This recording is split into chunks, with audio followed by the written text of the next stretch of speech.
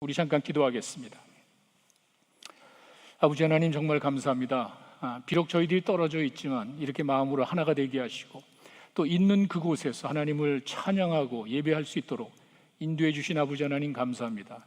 아버지 하나님 앞에 있습니다. 저들이 있는 그곳이 거룩한 예배 장소가 되게 하시고 약속하신 그 주님을 체험하는 귀한 시간 되게 하여 주시옵소서. 많은 어려움이 있습니다. 아픔이 있습니다. 고통도 있습니다. 주님이 위로하시고 힘주셔서 이 예배 과정을 통하여 회복되고 치유되고 주님이 주시는 평안을 맛보는 복된 시간 되게 하여 주시옵소서.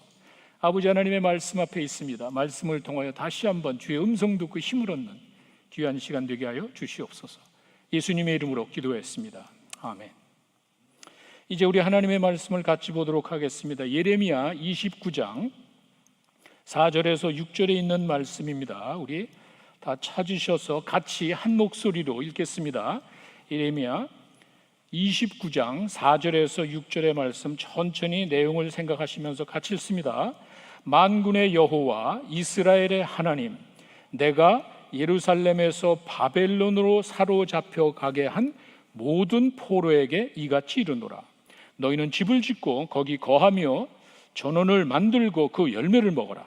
아내를 취하여 자녀를 생산하며 너의 아들로 아내를 취하며 너의 딸로 남편을 맞아 그들로 자녀를 생산케 하여 너희로 거기서 번성하고 쇠잔하지 않게 하라. 아멘. 저희가 이런 코로나 사태가 벌써 본격적으로 퍼진 지 6개월이 넘었지만 아직도 진정의 기미나 회복의 가능성은 보이지 않고 있습니다. 이 말은 저희는 그 가운데서 이 불안한, 예측할 수 없는 불안한 삶을 계속 살아가는 것입니다. 그리고 여러분 아시다시피 우리가 전무후무한, 이전에는 체험해보지 못했던 그와 같은 삶을 저희가 지금 체험하고 있습니다. 예전에는 저희가 스킨십이라 그러죠.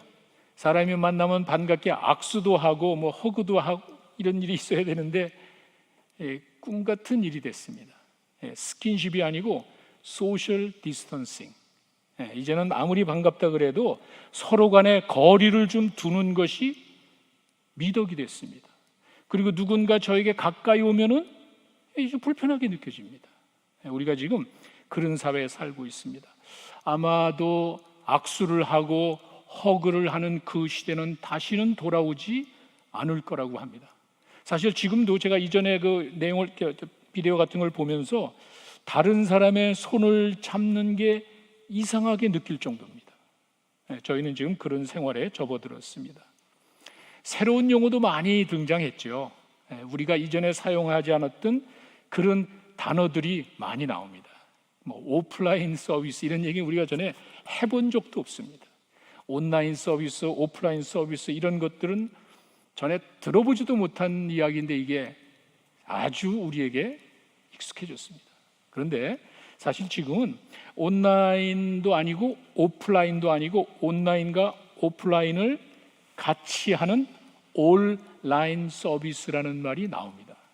이게 온라인과 오프라인을 같이 해야 되는 그 시대가 올 거라는 이제 그 말입니다.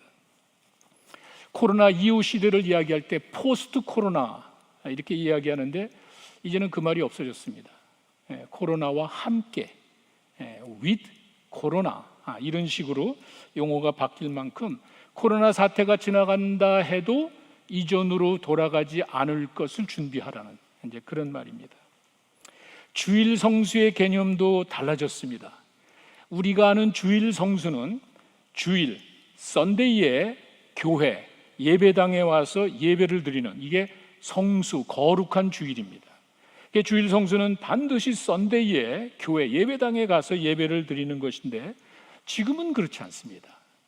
지역과 시간적인 공간을 초월한 개념이 됐습니다.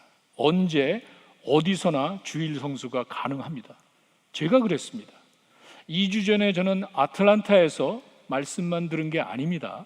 저희 교회 정식 여러분과 같이 온라인 예배를 드렸고 그 다음 주에는 제가 캐수엘 수양관에서 온라인 예배를 통해 주일 성수를 했습니다. 그것도 한 번은 자동차를 타고 가면서 했습니다. 그저 말씀 들은 게 아닙니다. 온전한 전체 예배를 제가 다 했습니다. 주일 성수의 개념이 이렇게 달라졌습니다. 공동체라는 단어도 달라졌습니다. 아니, 공동체 의식이라는 그 의미가 달라졌습니다. 우리가 말하는 공동체는 랄리 제일 한인 침례교회, 이렇게 교회에 소속된 공동체를 말합니다. 여기에 목장이라든지 우리 화요 여성 모임이라든지 그런 구체적인 공동체에서의 공동체 의식을 우리가 가졌는데, 이제는 그게 아닙니다. 비대면 상태에서의 공동체로 확대됩니다. 페이스북이라든지 인스타그램이라든지 카톡이라든지 미시 USA 카페라든지 이런 비대면 공동체에서 만난 사람들과의 관계를 말합니다. 요즘은 그들과의 끈끈한 연대의식이 더 강하답니다.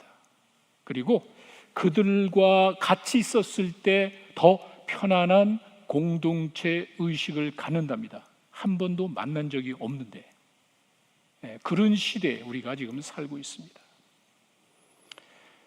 얼마 전까지만 해도 저희는 예배를 비대면으로 드리는 건 생각해 본 적이 없습니다. 현장 예배가 예배지, 말씀은 들을 수 있습니다. 온라인에 들어가서 말씀은 들을 수 있지만 공적인 예배를 비대면으로 드리는 거에 관해서 우리는 생각해 본 적이 없습니다. 현장 예배만 이야기했습니다. 지금 그렇지 않죠? 절반 이상 교회가, 아니 한때는 80% 이상의 교회가 이 예배를 비대면으로 드렸습니다. 엄청난 변화입니다. 교회가 비대면 상태에서 유지될까? 여러분, 교회라는 말 자체가 모임입니다.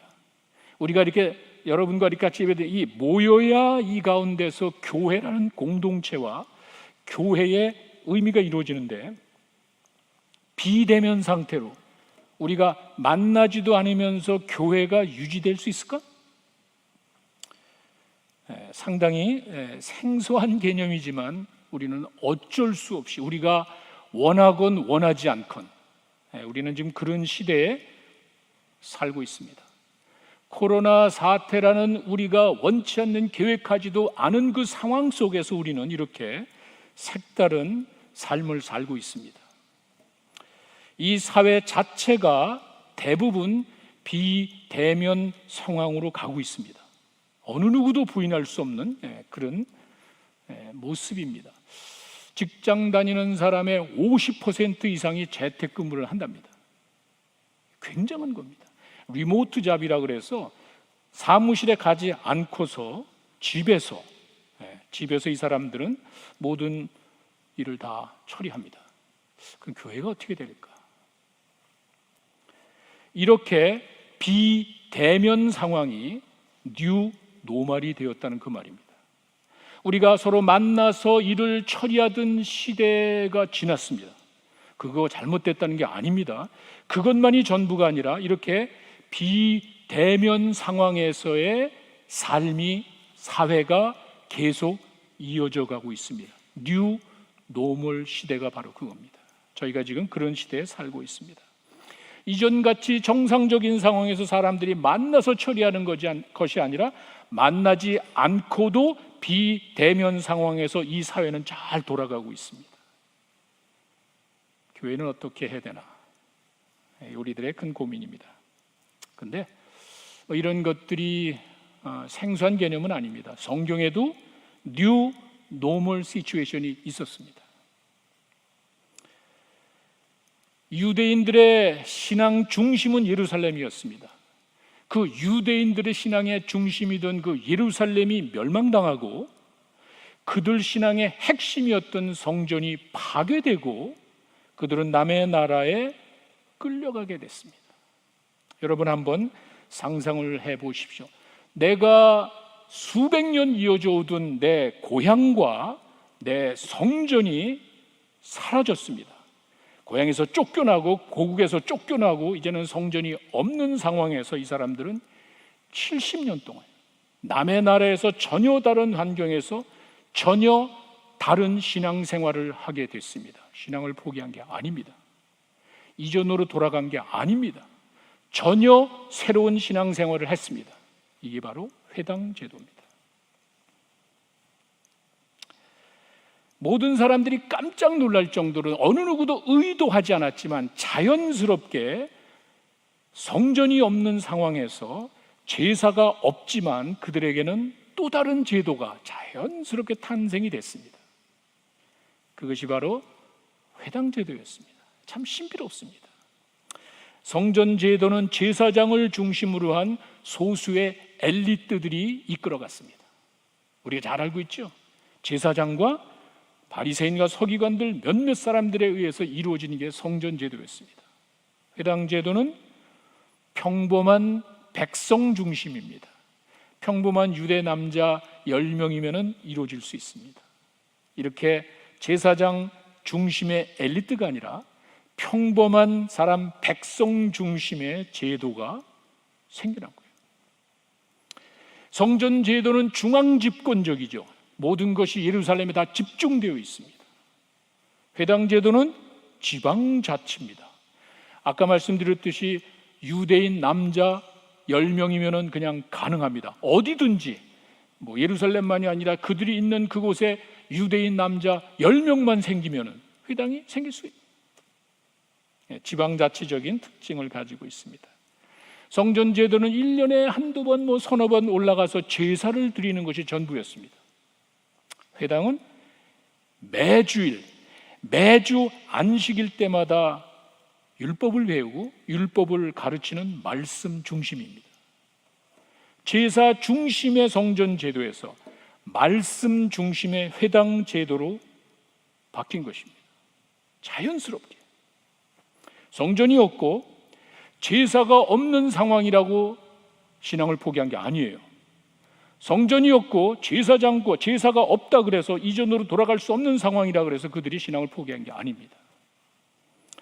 아주 새로운 신앙생활을 시작하게 되는데 이것이 바로 New Normal Situation에서 삶을 말합니다. 근데 사실 예루살렘 중심의 종교생활은 많은 문제점을 가지고 있었습니다. 여러분 한번 생각해 보십시오. 전국의 성전은 오로지 한 군데 예루살렘밖에 없습니다. 여러분 한번 상상을 해 보십시오. 적어도 수백만 명은 될 겁니다. 그 팔레스타인에 살던 그 유대인들의 숫자가 적어도 수백만 명이나 되는데 그 수백만 명을 위한 종교시설이 예루살렘에 하나밖에 없습니다. 거기서 무슨 신앙, 종교생활을 할 수 있습니까? 1년에 한두 번 올라가 가지고 제사 드리는 것 이외에 거의 불가능합니다. 이게 그들의 종교생활이었습니다. 그저 참여해가지고 제사를 지내는 형식에 참여하는, 의식에 참여하는 것이 전부지 경건하고 거룩한 신앙생활은 불가능합니다. 이게 그들의 종교생활이었습니다. 이렇게 단순히 그저 1년에 한두 번 참여하는 제사 중심의 제도가 자연스럽게 남의 나라 끌려가서 성전이 없고 제사가 없는 상황에서 자연스럽게 회당 중심으로 바뀌었습니다. 유대인들은 이와 같이 자기들이 그런 상황에 빠졌을 때, 전혀 알 수 없는, 전혀 알지 못하는, 자기들이 원치 않는 그런 상황에 처했을 때 신앙을 포기한 게 아닙니다. 그 신앙은 절대로 포기할 수가 없는 겁니다. 그래서 그들은 자연스럽게 회당 제도를 이제 만들었던 것입니다. 근데 한 가지 주목할 것은 이들이 70년의 포로 생활을 마치고 본국으로 돌아왔습니다. 모든 것이 회복이 됐습니다. 어떻게 했는지 여러분 아시죠? 그들이 오자마자 예루살렘에 오니까 제일 먼저 한 것이 성전 재건이었습니다. 성전을 다시 졌습니다. 성전을 다시 졌지만 오래가지 않았습니다. 그리고 더 놀라운 것은 성전이 지어졌다 그래서 회당 제도가 사라진 게 아닙니다. 성전 생활이 지속되고, 재개가 되고 성전에서의 종교 생활이 이어졌을 때에도 회당 제도는 그대로 있었습니다. 그리고 AD 70년이 되었을 때 로마에 의하여 또다시 예루살렘은 멸망당하고 성전은 무참하게 파괴됐습니다. 그리고 그 팔레스타인에 살던 모든 유대인들은 거기서 다 쫓겨났습니다. 여러분들이 잘 아시는 유대인들의 디아스포라. 그리고는 그 이후에 거의 2000년 동안 그들은 자기네 본국을 떠나서 세계 각처에 흩어져 사는 그 디아스포라 2000년 기간 동안에 그들의 신앙의 전통과 그들의 정체성을 지켜준 게 회당이었습니다. 성전은 없습니다. 그 이후에 로마에 의해서 멸망당한 이후에 성전은 역사에서 사라집니다. 놀라운 사실이에요. 학자들에 의하면은 이스라엘이 가지고 있던 그 성전 제도는 포로기를 포함해서 포로기까지 다 쳐서 한 1000년 정도 유지된 것으로 봅니다. 성전 제도가 1000년 정도 유지되어 왔다면은 그 1000년 정도 유지되어 오던 그 성전 제도, 유대인들의 신앙의 중심이던 그것이 로마에 의해서 완전히 멸망당하고 성전은 역사에서 사라집니다. 그러다 끝난 게 아니죠. 그리고 난 다음에 지금까지 2500년 동안 유대인들의 신앙의 전통과 정체성을 지켜준 것이 회당. 회당은 아직도 있습니다. 2500년이 지난 지금도 아직도 회당은 존재하고 있습니다. 어느 누구도 예상치 못하고 어느 누구도 계획하지 않은 하나님의 놀라운 섭리와 역사라는 사실을 우리는 알게 됩니다. 어쩌면은 부패한 성전 제도에 관한 하나님의 책망이 아닐까, 이런 생각이 듭니다. 아니면은 형식적인 종교에서 그저 제사에 만족하는 형식적인 종교에서 이제는 말씀 중심의 종교로 바꾸시려는 하나님의 뜻이 있는 것은 아닌가, 우리는 한번 생각해 볼 필요가 있습니다. 여러분 아시죠? 그들이 포로 70년 잡히고 돌아와서 제일 먼저 자기네 땅에 돌아와서 한 것이 성전을 재건한 것이었습니다. 어떻게 됐죠? 그 성전은 이전과 다른 부패한 모습이었습니다. 예수님이 그 성전에 들어가자마자 그냥 분노를 하십니다. 정말 혁명가다운 그 기존의 기득권 세력, 그 사람들이 가지고 있던 걸 다 뒤집어 엎었습니다. 제사장과 바리새인들과 그 당시에 최고의 힘을 가지고 있던 권력층들을 향해서 예수님께서는 이 나쁜 놈의 자식들이라 하면서 기도하는 집을 어떻게 강도의 집으로 만들었냐고, 성전이 왜 이렇게 더러워졌느냐고 예수님께서 그 성전을 다 뒤집어 엎어버렸습니다. 그리고 바로 이어서 로마에 의해서 성전은 사라지고 맙니다. 역사에서 사라지고 말았습니다. 성전이 없고 제사가 없다 그래서 하나님을 향한 믿음이 끊어지는 게 아니에요. 새로운 모습으로, 발전된 모습으로 그들은 하나님을 섬기게 됐습니다. 참 놀라운 것은 예수님 자신이 하나님의 어린 양으로 단번에 once for all, 단번에 우리 모든 사람의 희생 제물이 되어서 대속 제물이 되어서 십자가에 달려 돌아가셨습니다. 더 이상의 제사가 필요 없게 됐습니다. 참 놀라운 뜻이 담겨져 있다고 봅니다. 이들이 그렇게 제사가 사라지고 성전이 사라진 그 상황 가운데 그들의 신앙을 유지할 수 있었던 유일한 방법이 회당이었습니다. 각처 자기네 나라에서 쫓겨났기 때문에 AD 70년에 쫓겨나고 1947년인가 유엔에 의해서 이스라엘 나라가 회복되기까지 거의 2000년 가까이 그 사람들 세계 각처에 흩어져 가지고 회당을 지었습니다. 사도 바울이 복음 증거하러 선교 여행을 떠날 때 제일 먼저 찾아간 게 회당이었어요. 왜? 이미 그곳에는 경건한 유대인들이 자리를 잡고 있습니다. 얼마나 편합니까? 이렇게 의도하지 않았지만 하나님께서는 그 바울을 통해서 그 선교 여행을 할 때 회당을 통해서 경건한 유대인들에게 복음을 전하는 거예요. 이런 것들이 우연이라고는 보지 않습니다. 제가 한 2주 동안 나가 있으면서 이런저런 책을 보면서 그럴 수도 있구나, 미처 생각해 보지 못한 하나님의 깊은 뜻을 한번 생각해 보게 됐습니다. 사실은 아직도 복음을 받아들이지 않고 아직도 예수님을 믿지 않는 그 유대인들은 성전이 재건되고 또 제사가 회복되기를 기다리고 있는 게 사실입니다. 그러나 예수 그리스도를 통해 이루신 그 하나님의 놀라운 역사를 무시한 결과지 이전으로 돌아갈까? 상당한 의문이 있습니다. 자, 이렇게 성전이 없고 또 제사가 없는 상황에서 그 뉴 노멀 시츄에이션에서 유대인들은 회당이라는 전혀 새로운 제도를 통해서 거기서 율법을 배우고 율법을 가르치고 하나님을 섬기는 예배하는 그 제도를 자연스럽게 만들었습니다. 1년에 한두 번 예루살렘에 올라가서 드리던 동물 제사는 이제는 매주일 매일의 삶 속에서 우리들의 몸을 드리는 산제사로 바뀌었습니다. 1년에 한두 번 드리는 동물 제사가 아니라 날마다의 내 삶을 바치는 스피리추얼 워십, 산 제물로 살아가는 우리들의 삶을 통해 하나님 예배를 받으시는 거예요. 이렇게 바뀌었습니다. 예루살렘을 1년에 한두 번 찾아가던 그 발걸음은 이제는 가까운 회당으로 가게 됐습니다. 엄청난 변화입니다. 이것이 뉴 노멀 시대의 삶의 모습이었습니다.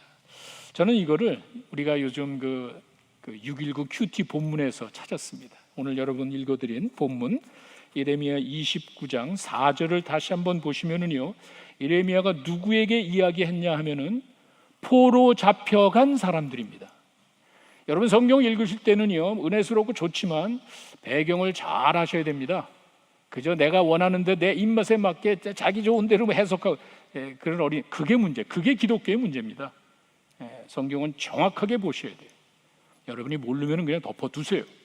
여러분이 억지로 풀려고 하면 안 됩니다. 하여간 그 29장 4절에 가면은 바벨론에 잡혀간 사람에게 이야기하는 거예요.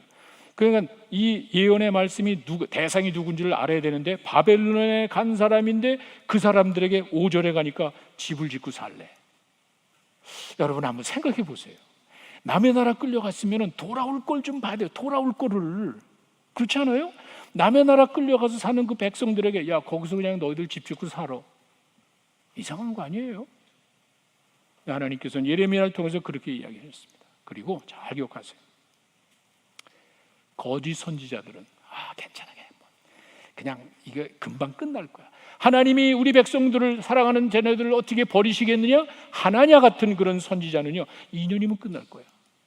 그렇게 달콤한 이야기, 하나님이 약속하지도 않은 그 거짓말로 백성들을 유혹합니다. 괜찮아 끌려가더라도 한 2년 정도면 돌아올 거예요. 그 사람이 2달 만에 죽었습니다. 쓸데없는 소리 해가지고. 예레미야는 그들에게 이야기합니다. 환경이 바뀌었을 때 자꾸 뒤돌아보고 딴짓하지 말고 하나님이 70년 약속을 했으면 그냥 그 기간 동안에 성실하게 살아야지. 자꾸 딴 생각하냔 말이에요. 그 상황에서 신앙을 포기할 수는 없지만 안정되게 집 짓고 그리고는 6절에 가니까 결혼해서 자녀도 낳으래. 거기 이제 안정되게 살아가는 그 모습을 이야기하는 거예요. 이렇게 현재 상황에 충실하게 정착하면서 살아갈 것을 이야기합니다. 저는요, 지금 우리가 그 유대인들의 포로기 같은 삶을 사는 것이 아닌가 싶어요. 우리가 익숙하게 살아오던 삶의 모습이 없잖아요.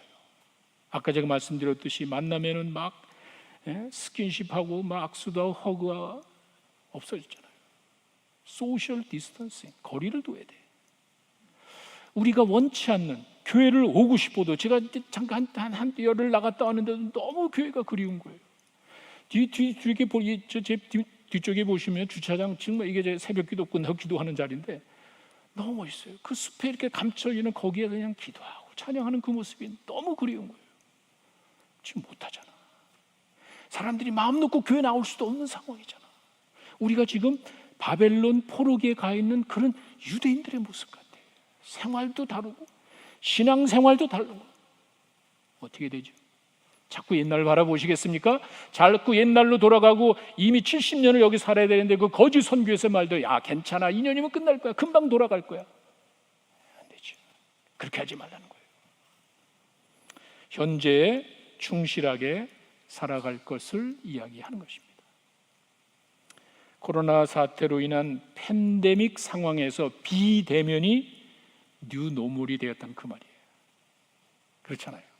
비대면이 만나서 일처리하고 만나서 모든 일을 하던 것이 없어지고 보지 않고 만나지도 않고 언컨택이라 그러죠.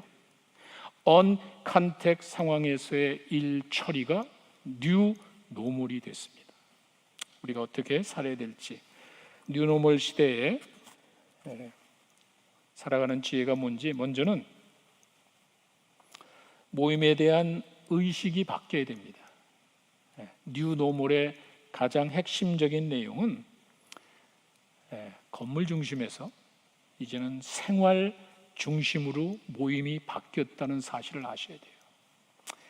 좋고 나쁘고 제가 뭘 선동하는 이런 것이 아니라 현실적으로 사회 자체가 건물 중심에서 생활 중심으로 바뀌어가고 있다는 사실을 기억하세요. 그리고 갈수록 이 비대면 상황은 더 강화될 것입니다. 지금보다 훨씬 더 확대가 되면 됐지 절대로 비대면 상황이 줄어들지는 않을 거예요. 이것이 일반적인 전문가들의 이야기입니다. 그러면 비대면 상황이라는 것은 교회에 나올 수 없는 상황을 말하는데 그러면 교회에 나올 수 없는 그 상황에서 어떻게 하라는 거냔 말이에요. 건물에 나올 수 없는 그 상황을 어떻게 하라는 거예요. 이제는 그들의 삶의 현장으로 가라는 거예요. 여기에 나올 수는 없지만 여기에 못 나온다 그래서 모든 중단되는 게 아니죠. 이 사회가 돌아가고 있잖아요. 신앙도 그래야지. 내 신앙의 삶도 교회의 건물에 집중되어 있는 것이 아니라 그 사람의 삶의 현장으로 돌아가야 된다는 그 말이에요.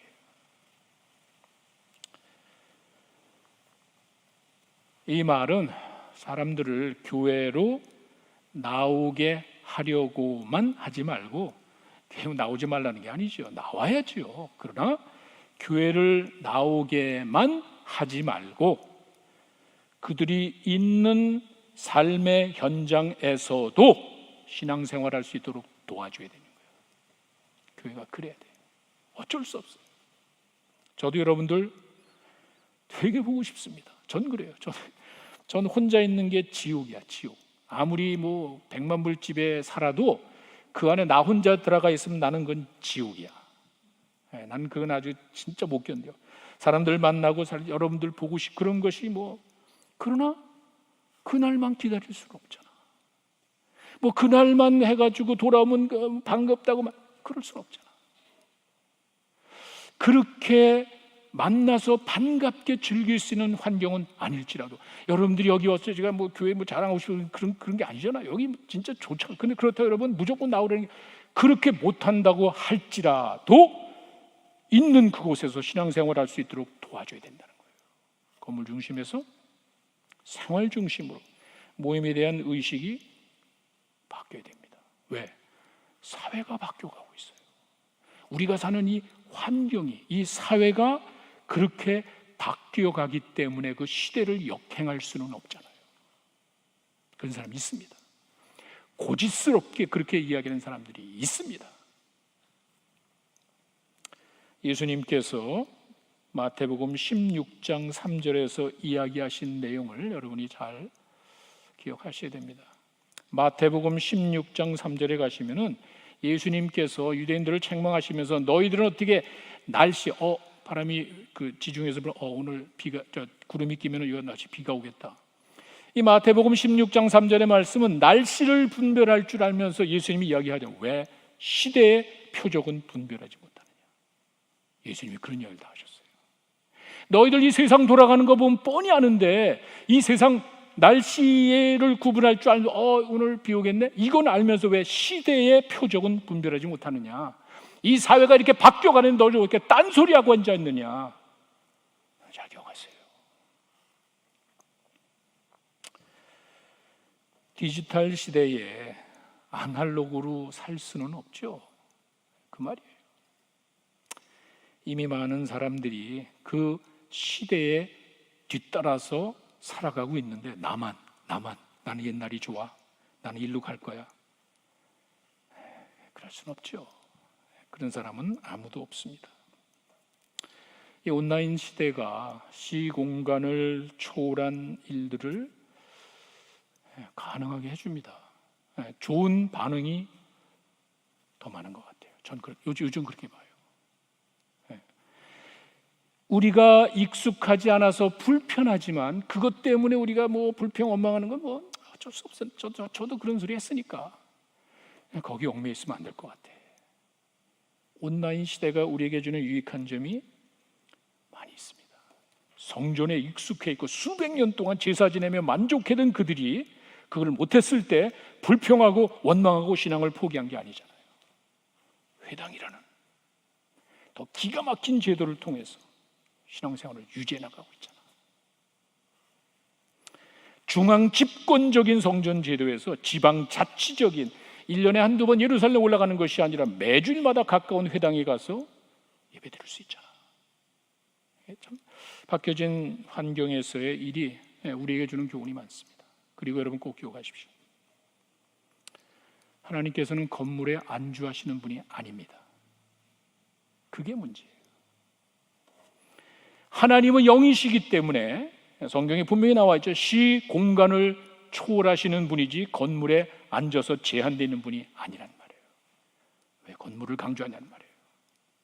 우리가 말로는 하나님은 영이시기 때문에 어디서나 무소부지하신다고 이야기했으면 그렇게 살아야지. 왜 하나님을 그렇게 건물 속에다 가둬놓고 거기만 찾아가려고 하냐는 말이에요. 잘못된 거 아니에요?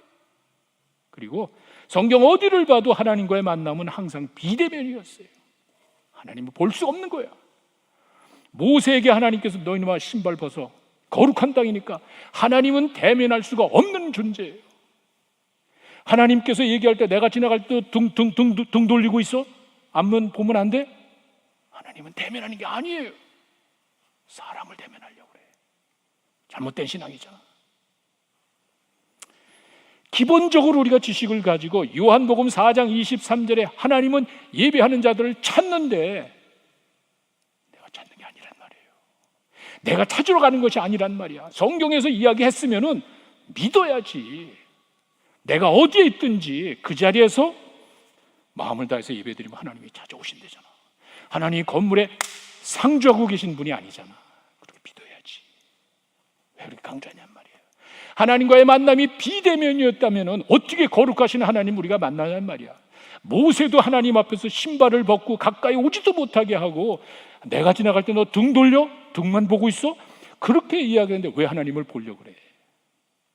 엉뚱한 걸 보래. 엉뚱한 거. 정말 많은 생각이, 다시 말씀드립니다. 현장 예배가 잘못된 이게 아니죠. 내가 지금 그 얘기하는 게 아니에요. 그것만을 고집하는 것이 얼마나 어리석냔 말이에요. 우리가 아는 성경의 지식과 하나님에 대한 지식과 얼마나 이게 위배되냐는 말이에요. 인간의 생각이지. 그것이 교회를 어렵게 만드는 거예요. 제대로 알지도 못하면서 고집스럽게 인간적인 생각으로 하는 그것이 교회를 어렵게 만드는 거예요. 저는 확신이 있습니다. 믿는 자들의 모임에 대한 생각이 바뀌어야 됩니다. 그렇게 된 것 같아요. 예루살렘 중심의 성전 제사가 회당 중심의 말씀으로 바뀌었듯이 우리가 온라인 시대에 살아갈 때는 건물 중심이 아니라 이제는 생활 중심으로 바뀌어야 됩니다. 또 한 가지는 사역에 대한 의식도 바뀌어야 됩니다. 사역에 대한, 이게 무슨 말이냐면은 대부분의 사역이 이제는 교회가 아니고 가정에서 이루어집니다. 앞으로는 그렇게 될 겁니다. 근데 이거는요, 초대교회로 들어간 느낌이야. 초대교회. 사도행전 2장 46절에 보시면은요, 여러분 다 아는 내용입니다. 그들이 성전에서, 그 다음에 집에서, 성전에서 그 사도들에게 배우고 집에 가서 믿음을 실천, 이 두 가지, 온라인, 오프라인, 거기 나온 것 같아. 그걸 다 했죠. 이걸 뭐라 그랬죠? 온라인. 지금 우리가 이 온라인 예배를 여러분이 드리고 있지만 이제 정병 집회라든지 앞으로의 사역은 온라인으로 돼요. 온라인으로. 어느 것 하나로 가진 않을 거예요. 이렇게 초대교회가 성전에서 집에서 글로 돌아간 것 같아. 이 사역에 대한 의식이 바뀌어요. 그리고 더 놀라운 거는요, 대부분의 사역은 자그마한 손 안에서 이루어져요. 손 안에서, 핸드폰으로. 교회가 아닌 가정에서 훈련받은 일꾼이 아닌 핸드폰으로 사역이 이루어지고 있습니다. 핸드폰 잘하는 것이 아니라 현실적으로 바뀐 것을 말합니다. 이 핸드폰의 위력은요, 한국이 IT 강국이잖아요. 제가 기사를 보니까 2019년 2월, 한국입니다. 2019년 2월에 한국인의 95%가 스마트폰을 사용하고 있대. 조사 대상국 가운데 1위입니다. 1위. 그리고 참고로 선진국에서의 스마트폰, 전화, 휴대폰이 아니라 스마트폰 사용 평균이 76%인데 한국은 95%. 어떻게 되죠? 그냥 신나게 놀고 핸드폰으로 자기들 즐기게 그냥 놔두시겠습니까? 그게 아니잖아. 휴대폰을 사용하지 않는 사람이 없는 유일한 나라가 한국이래. 이런 말 깜짝 놀랐습니다. 오죽하면 관 속에 들어가도 핸드폰을 가지고 간다고 하지 않습니까? 요즘 사람들은 돈이 떨어지는 것보다 핸드폰의 배터리가 죽어가는 게 더 중요하답니다. 아이들에게 조심하세요. 가장 충격적이고 무서운 벌은 핸드폰을 뺏는 거예요. 매를 수십 대 때리는 것보다 그 아이에게 핸드폰을 뺏으면요, 그 아이는 죽겠다 합니다. Don't do it. 그렇게 하지 마세요. 정말 그 정도로 심각합니다. 핸드폰으로 모든 것이 가능한데 커넥트, 내가 세상과 연결되어 있는데 그걸 끊어버리니까 그럴 수밖에 없죠. 그 정도예요. 대부분의 일들이 가정에서 이루어집니다. 이제 가정이 더 이상 따뜻한 쉼터를 제공하는 장소가 아니에요.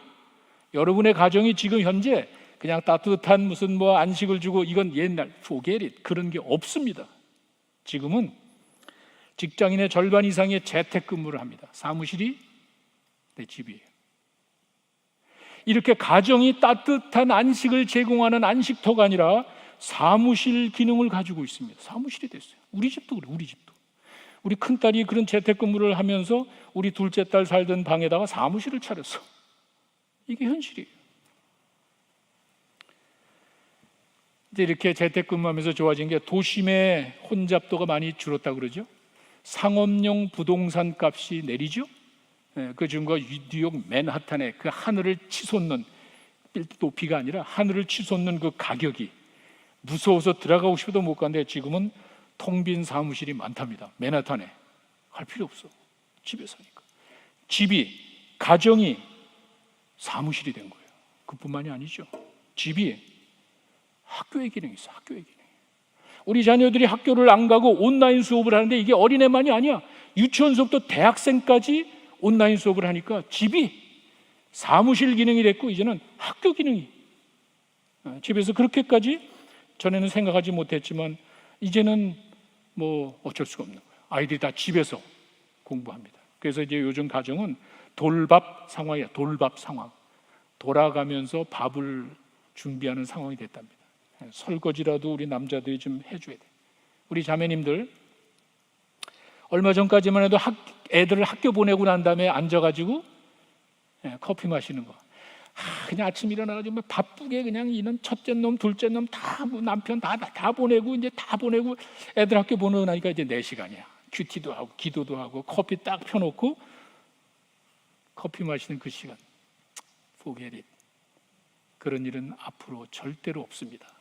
남편이 죽치고 앉아있지, 애들이 꽁알꽁알대고 있지, 사무실이 돼버렸지, 학교가 돼버렸지, 내 삶이 없습니다. 이게 요즘 가정입니다. 집에서 일을 하죠. 남편이 집에서 일을 하죠. 아이들이 공부를 하죠. 운동도 집에서 하죠. 이제 바깥에 안 나가니까 운동도 집에서 하죠. 쇼핑도 하죠. 사역까지도 집에서 한단 말이에요. 사역까지도. 이렇게 바뀌었습니다.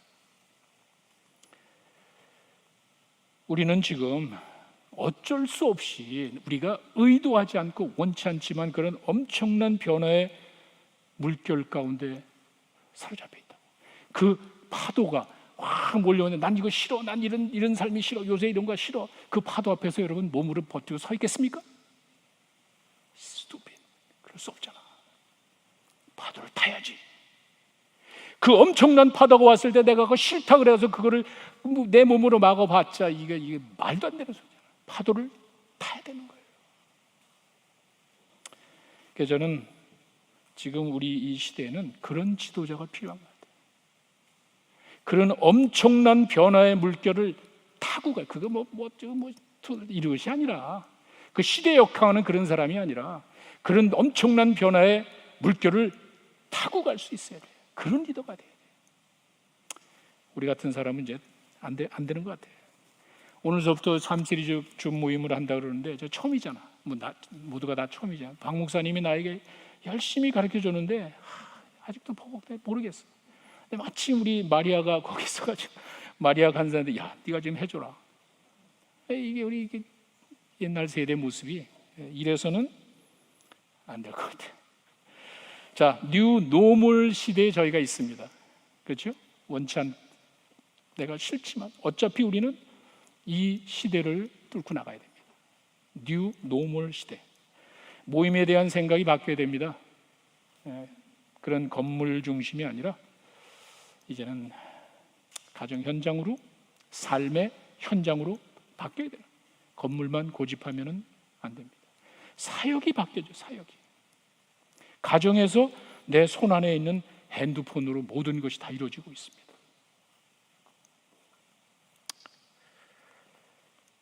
그 사역을 해나갈 때 우리들이 가져야 될 기본적인 의식은 주님이 내 안에 있잖아.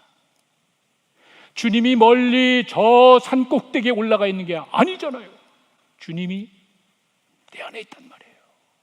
내가 있는 그곳이 성전이란 말이야. 내가 있는 그곳이 주님이 함께 계시는 사역의 현장이란 말이에요. 말로만 주님 내 안에가 아니잖아요. 이렇게 주님이 우리와 함께 하신다는 그 신앙을 가지고 언제 어디서나 뉴 노멀 시대를 살아가는 여러분들이 되시기를 간절히 축원합니다. 우리 잠깐 기도하는 시간을 갖겠습니다.